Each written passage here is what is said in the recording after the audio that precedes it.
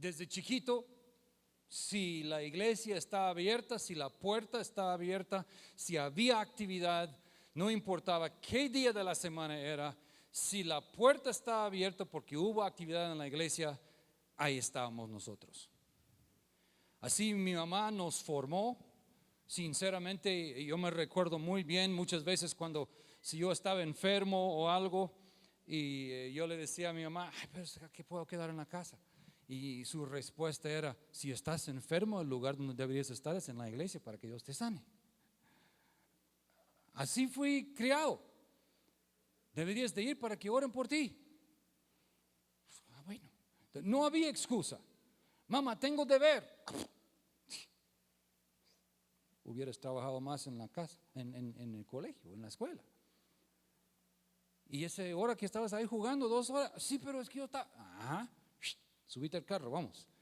No había excusa, nunca había excusa para no estar en el salón de la iglesia cuando la puerta estaba abierta. De hecho, muchas veces fue mi mamá que abrió la puerta, porque llegamos primero, antes de los demás. Esa era mi vida, pero crecí en esa iglesia, amando al Señor. De lo más temprano que puedo recordar, Jesús vivía en mí. Si alguien decía, ¿dónde está Jesús? Ay, está en mi corazón. Así de chiquito. De ahí un día cuando yo tenía 7 años, el pastor estaba hablando acerca del bautismo. Y él mencionó de que es necesario de que uno como cristiano sea bautizado. Entonces yo fui a la casa y pregunté a mi mamá, ya había visto eso, pero no sé, a los 7 años me tocó el corazón y dije, mami, yo quiero ser bautizado. Bueno, me dijo, vas a tener que hablar con el pastor. Entonces hablé con el pastor. Yo, imagínense, de 7 años, yo sé cómo es. Y yo, muy bien, pastor, es que yo quiero ser bautizado. Se tiene que asistir a unas clases, me dijo. Está bien, le dije. Entonces tuve la dicha de asistir a unas clases, solo él y yo, porque yo fui el único que iba a ser bautizado en ese entonces. Entonces yo entraba a la oficina de él, que era una oficina chiquitito, y yo me sentaba con él a la par de no era fotocopiadora, era aquellos de que se daba con la palanca y pasaba, no sé cómo se llaman aquí, pero mimeógrafo, era tinta por todos lados, pero así hacían las copias. Yo me senté a la par de eso en una sillita y el pastor ahí en su silla y me hablaba y por una serie de semanas no tuve que ir a la escuela dominical porque me tocaba ir con el pastor. Los demás iban a la escuela dominical, pero yo iba con el pastor. Y me sentaba ahí escuchando y él me enseñaba acerca del bautismo. Y de todo lo que me dijo, yo me recuerdo una cosa, únicamente una cosa, que nunca he olvidado. Me dijo, Miguel, tienes que arrepentirte de sus pecados. Eso sí. Tienes que buscar a Dios. Eso sí. Vamos a bautizarte. Eso sí. Pero sabes, me dijo, la verdad es, vas a pecar todos los días de tu vida. Vas a pecar todos los días. No hay quite, me dijo. Esa es parte de la vida aquí en la tierra. Y yo me recuerdo sentado ahí a los 7 años de edad viendo a mi pastor. Y siempre he sido una persona analítico. Tiendo a pensar y meditar y analizar y cuestionar. Y yo dentro de mí fui demasiado chiquito para cuestionar a mi pastor en ese entonces, pero por dentro yo dije, ¿cómo va a ser eso? Que todos los días tengo que pecar. Bueno, dice el pastor, sí, eso sí es. En esa iglesia también enseñaban la salvación eterna. O sea, la salvación de que nunca se pierde. La salvación de que media vez que yo entrego mi vida a Jesús a los 7 años de edad y soy bautizado, no importa cómo vivo el resto de mi vida, voy a la gloria. No importa, porque yo entregué mi vida a Jesús y fui bautizado a los 7 años de edad. Eso es lo que enseñaban. Es lo que creen. Hasta el día de hoy es lo que creen. Yo no creo eso. Aquí en esta iglesia no creemos eso. Creemos que sí se puede perder la salvación. Creemos que la escritura está muy claro en cuanto a que los que perseveren hasta el fin recibirán la corona. Es lo que dice Apocalipsis. Hay tantos versos que hablan de la perseverancia, de no solo iniciar el camino, sino de terminar el camino. Pero ellos creían mucho en iniciar y enseñaban acerca de la salvación. Fielmente enseñaban acerca del arrepentimiento de pecados, de confesar a Jesús, bautizarse y ser fiel a la iglesia. Fielmente enseñaban eso. Y aprendí. Pero de ahí, conforme que iba creciendo 7, 8, 9 años, pues me dio cierta libertad. Porque como puedo pecar, no solo puedo, voy, según el pastor, voy a pecar todos los días. Es parte del ser humano. No hay quite. Entonces, eso me servía de excusa cuando yo quería hacer algo malo, cuando yo quería decir una palabra mala. Yo decía mi palabra mala y decía, bueno, de todos modos tengo que pecar una vez al día, pues por lo menos. O cuando yo hacía algo indebido, es que de todos modos voy a pecar todos los días. Que me apaciguaba mi conciencia, callaba mi conciencia, la conciencia del Espíritu que estaba diciendo, hey, ¿qué haces? Ay, no, pero como tengo que pecar todos los días, pues ese fue mi pecado para hoy. ¿Me siguen? A los 12 años de edad comenzamos a asistir a una iglesia pentecostés. El enfoque de la iglesia pentecostés donde yo asistí fue del poder de Dios para hacer milagros. El poder de Dios para hacer milagros.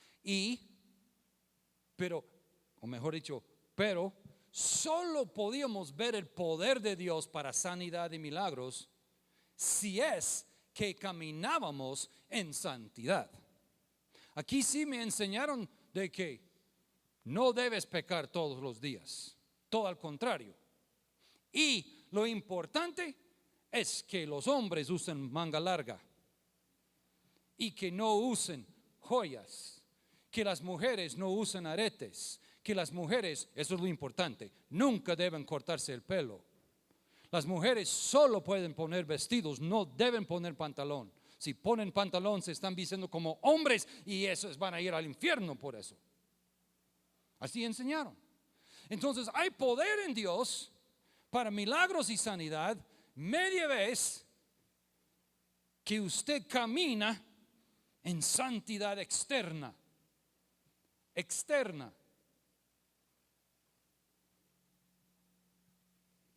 Y una lista larga de reglas que nos imponían. No podíamos tener barba, si no tenía una barba era pecador. Pelo, no podía tocar las orejas para los hombres. Y ahí iba la lista. Lentes podían ser lentes de plásticos, pero no podían ser dorados. Ese tipo de cosas, porque una lista pero si uno hacía eso, entonces había poder para sanidad. Y si usted estaba enfermo y no fue sanado, es porque algún pecado tienes en tu vida. ¿Qué hiciste? Arrepiéntese, hermano, algo hiciste, busca a Dios, Él te lo va a revelar. Y usted, pues yo creo que no he sentido, no sé, de plano puede ser pecado, pero no sé en qué. Sí, hombre, es que si no, Dios te hubiera sanado. Entonces la condenación venía cuando las cosas no iban bien en su vida, porque de plano hay pecado en su vida. Y aunque no lo sabes, hay pecado.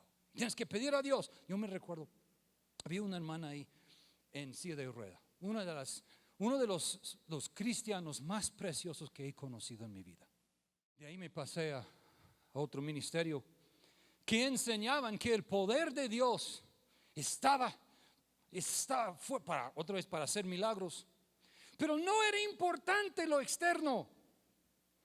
Lo externo, no, ¿cómo va a ser eso? Yo me recuerdo la primera vez que puse shorts.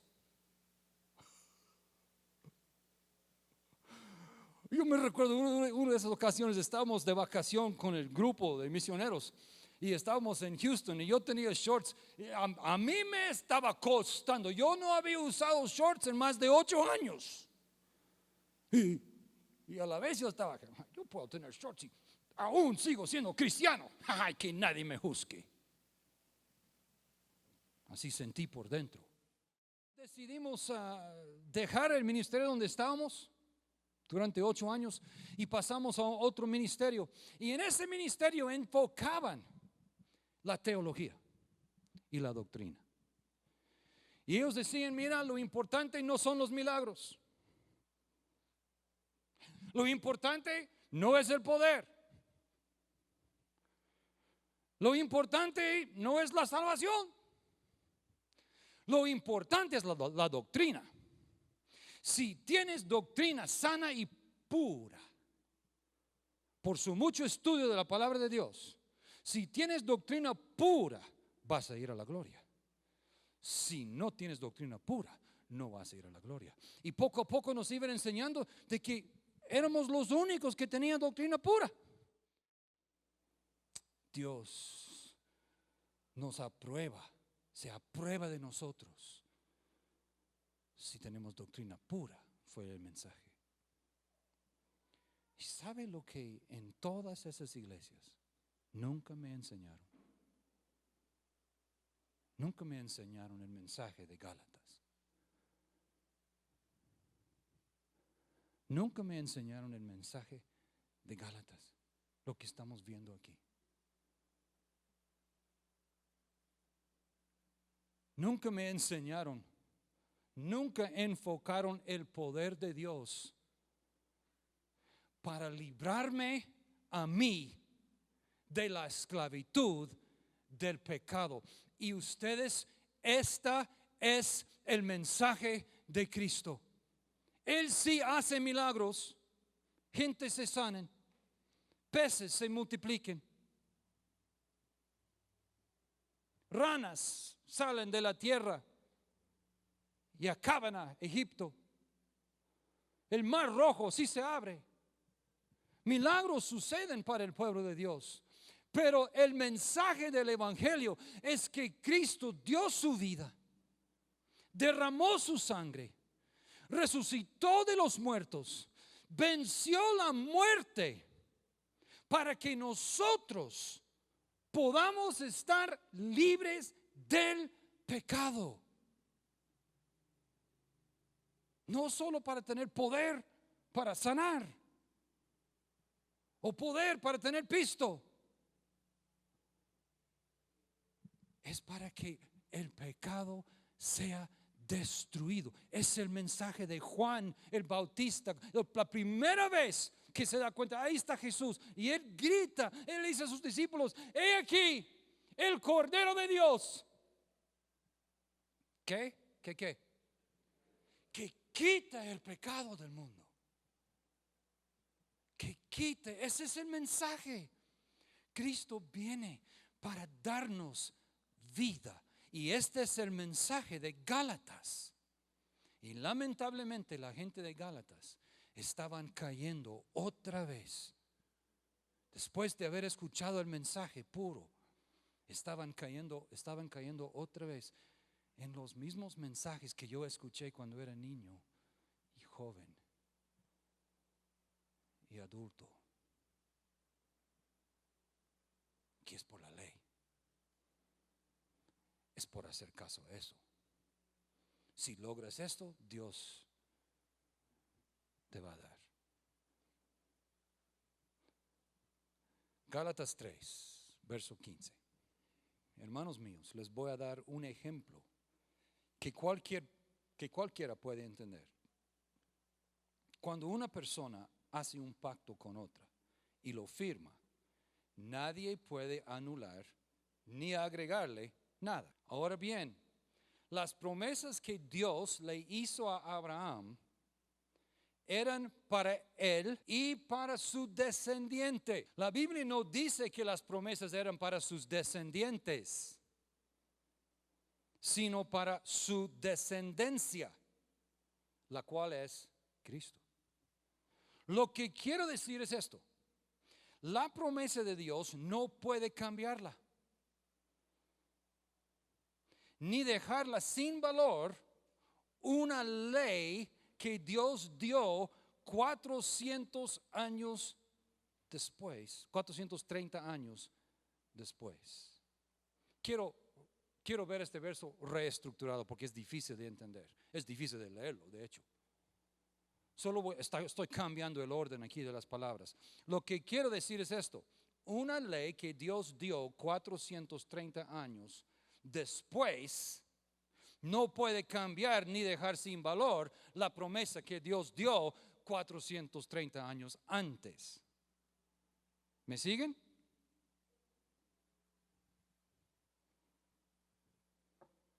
Siguiente. Primero la promesa de Abraham.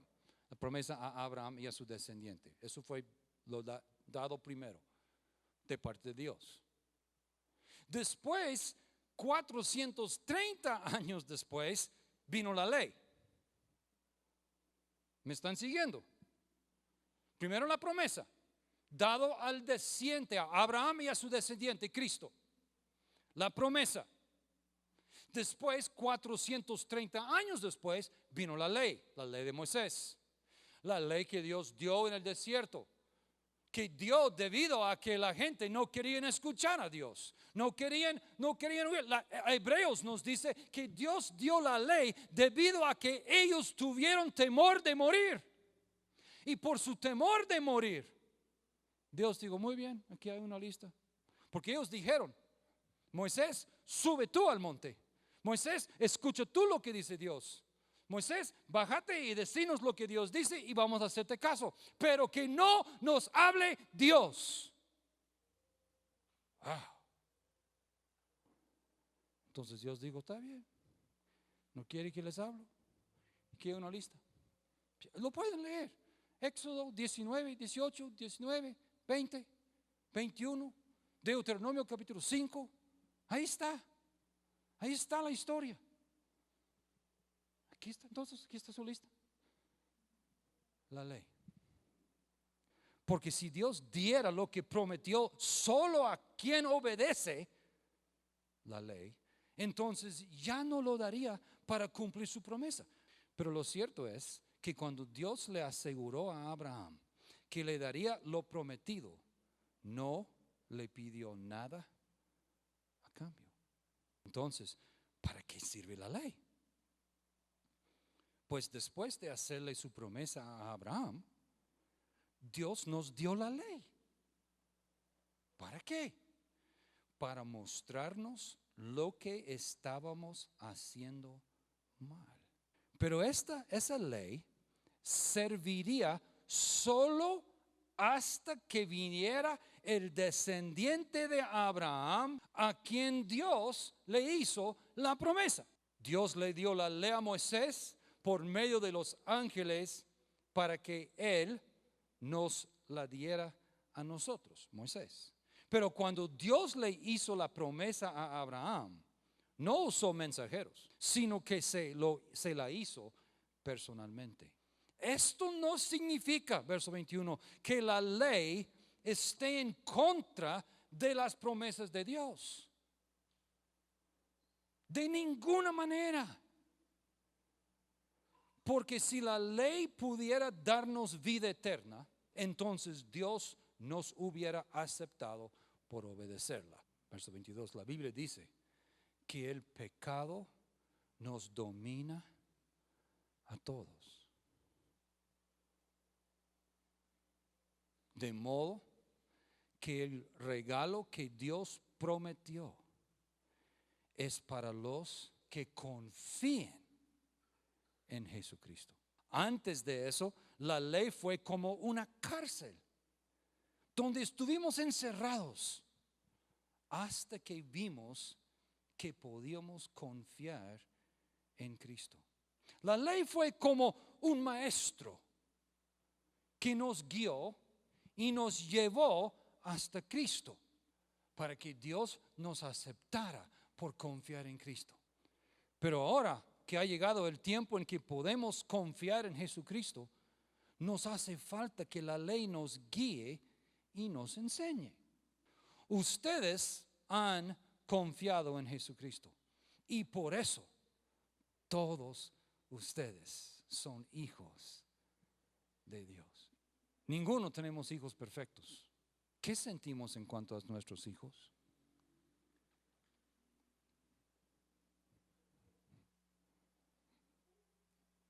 Trata de poner en palabras lo que sientes para su hijo. Es su hijo. ¿Qué no darías a tu hijo? ¿Cómo no lo ayudarías? ¿Cuántas horas has dedicado tiempo a pensar en sus hijos? Orar por ellos. Velar con ellos. Son sus hijos. Y cuando mueres, todo lo que tienes vas a dejar a ellos, que son tus hijos. Y aquí dice que ustedes han confiado en Jesucristo y por eso todos ustedes son hijos de Dios.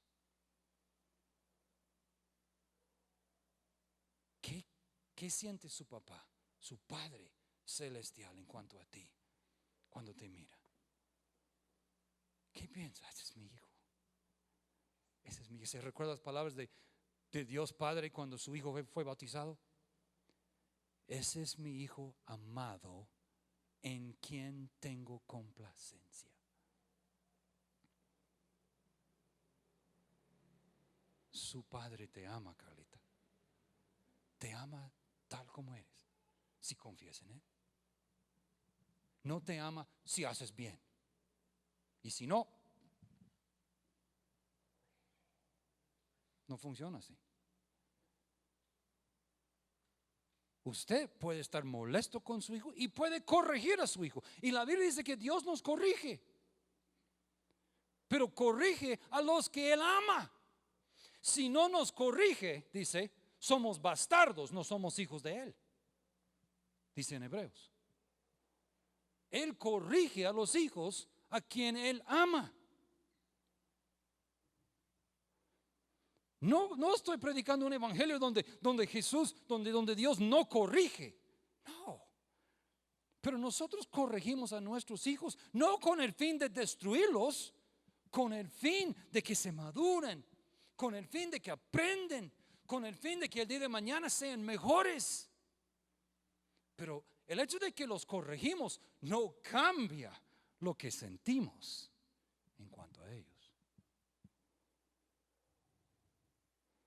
Los amamos porque son nuestros hijos. Porque cuando fueron bautizados, también quedaron unidos a Cristo y ahora actúan como Él.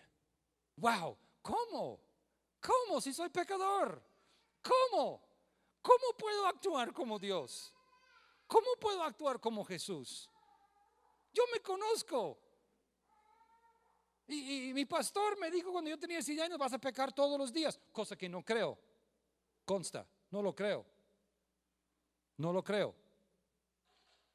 De ninguna forma. Creo esto. Él no tenía un verso para mostrarme. Yo sí tengo versos.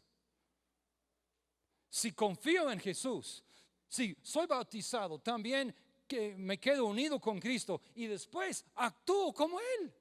Él no pecó. Verso 28. Así que no importa si son judíos o no lo son, si son esclavos o libres o si son hombres o mujeres. Si están unidos a Cristo, a Jesucristo, todos son iguales. Y si están unidos a Cristo, entonces son miembros de la gran familia de Abraham y tienen derecho a recibir las promesas que Dios le hizo. Lo que quiero decir es esto.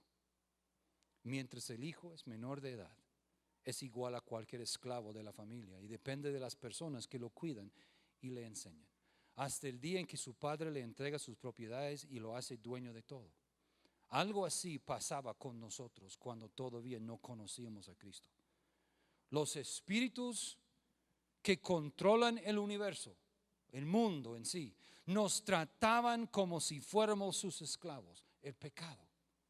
Pero cuando llegó el día señalado por Dios, Él envió a su Hijo, que nació de una mujer, se sometió a la ley de los judíos. Dios lo envió para librar a todos los que teníamos que obedecer la ley, y luego nos adoptó como hijos suyos. Ahora, como ustedes son sus hijos, Dios ha enviado el Espíritu de su Hijo a vivir en ustedes. Pero por eso, cuando oramos a Dios, el Espíritu nos permite llamarlo papá, querido papá, Abba Padre. ¿Por qué? Porque su Espíritu está en nosotros y somos sus hijos. Ustedes ya no son como los esclavos de cualquier familia, sino que son hijos de Dios. Y como son sus hijos, gracias a Él, tienen derecho a recibir su herencia. ¿Qué mensaje en el libro de Gálatas?